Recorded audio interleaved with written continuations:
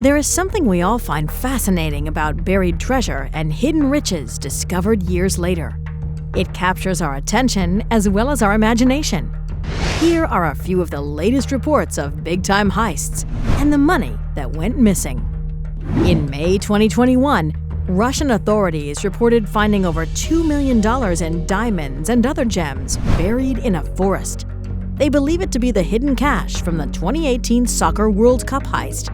Russian media released footage of muddy plastic bags overflowing with sparkling rings and brooches.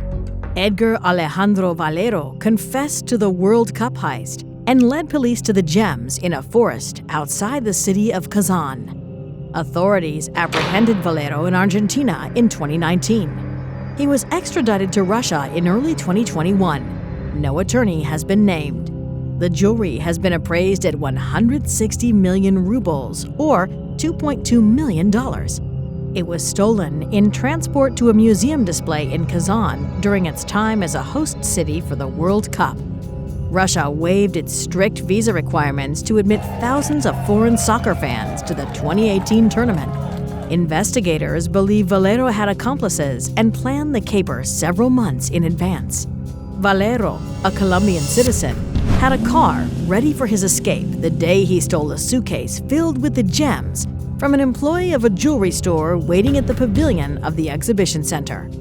He immediately fled the scene and was on the lam for a year before authorities caught up with him in Argentina.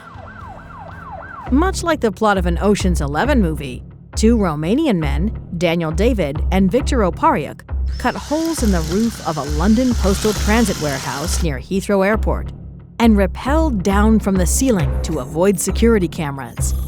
The thieves spent the next 5 hours quietly extracting almost 24 bags of rare books that were on their way to a Las Vegas specialist book auction. 200 rare books were taken by the men, who, according to police, left the warehouse in a car driven by Narcis Popescu at approximately 2 a.m. Among the authors of the books were Italian astronomer Galileo Galilei, scientist Sir Isaac Newton, and Spanish painter Francisco Goya. Titles include a 1505 edition of Aesop's Fables. The value of the 200 books is $3.2 million, as reported by the Associated Press. The purloined papers were finally recovered after 3 years of investigation by the London police, the Romanian National Police, the Italian National Authorities, and Europol. These books are extremely valuable, but more importantly, they are irreplaceable and are of great importance to international cultural heritage. Police located them neatly wrapped in layers of plastic and duct tape. They were stored beneath the ground in the cellar of a home in the countryside of Romania. Police raided a 2-story house on the outskirts of a village in Budesti. In the garage, they used sledgehammers to smash their way through the concrete floor. After taking off in the getaway car, the three men doused the car in bleach and chemicals before abandoning it. They rented an apartment in London the next day to store the books. A few days later, 2 other associates ferried the books out of the country. Forensics pulled one tiny shred of DNA from the headrest, and police began their manhunt. They built a list of persons of interest based on the DNA profile, and eventually apprehended 15 people connected to an organization known as Clamparu. Clamparu is a Romanian syndicate involved in major felon offenses worldwide. The leader is Ion Clamparu, known as the Romanian Godfather, and one of the most feared men in the country. Ion Clamparu, known as Pig's Head, is currently behind bars, serving a 30-year sentence for an unrelated crime.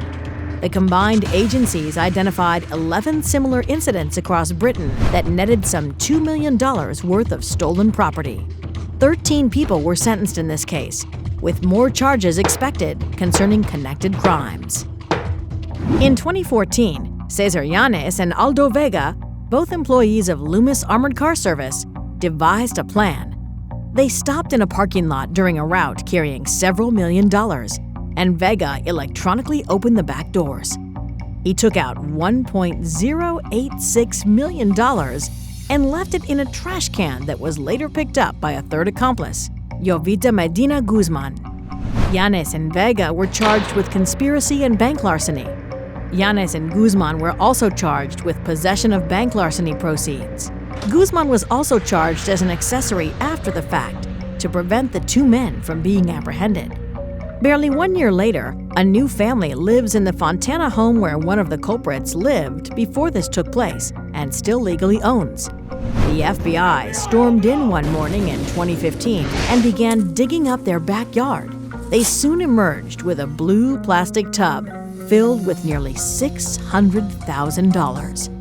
Authorities claim they received an anonymous tip as to the money's location. Who would have thought in this middle-class, nondescript Fontana neighborhood that undercover FBI agents would find more than $500,000 in cash just buried in the backyard of this Fontana home? One of the most infamous heists in history is the story of D.B. Cooper. The man, known only as D.B. Cooper, hijacked an airplane going from Portland to Seattle in 1971. Telling the crew he had a bomb in a briefcase he carried on the plane with him, he demanded a $200,000 ransom to deliver the aircraft and its crew and passengers unharmed. The case remains the only unsolved commercial airline hijacking. Cooper directed the flight to circle in the air over Seattle for several hours until his demands could be met. Eventually, 4 parachutes and $200,000 in $20 bills were placed on the plane. Passengers disembarked, and the plane took off for Mexico City. The remaining flight crew were all in the cockpit when they noticed a red light alerting deployment of the steps from the plane. When they rushed out, Cooper was gone, believed to have jumped from the steps at an altitude of 10,000 feet with the $200,000 in ransom money. The plane flew on to Reno, where it landed safely. He was never seen again. The FBI began an investigation immediately by gathering evidence from the plane and crew. They retrieved cigarette butts and Cooper's clip-on necktie and derived a composite sketch from the crew's description of him. No one has ever come forward as the real person behind D.B. Cooper, nor have authorities been able to prove his identity. One theory, which holds up scientifically, is that he died after jumping from the plane, either from the jump or the frigid temperatures and dangers he faced on the ground. 200-mile-per-hour winds were raging around the plane when he jumped, and there is some speculation that his chute may not have opened. Others believe he survived the jump and lived a long, happy life somewhere. A young boy out camping with his family in 1980 found almost $6,000 of the D.B. Cooper money buried on Washington's Columbia riverbanks. None of the money has ever turned up in circulation. Many persons of interest were named, but never panned out. The FBI officially closed the case in 2016, but has preserved all the evidence for future investigations. Have you ever found a big stash of cash? Do you think we will ever know the real identity of D.B. Cooper? Give us your thoughts below. And don't forget to like and subscribe for more exciting news content.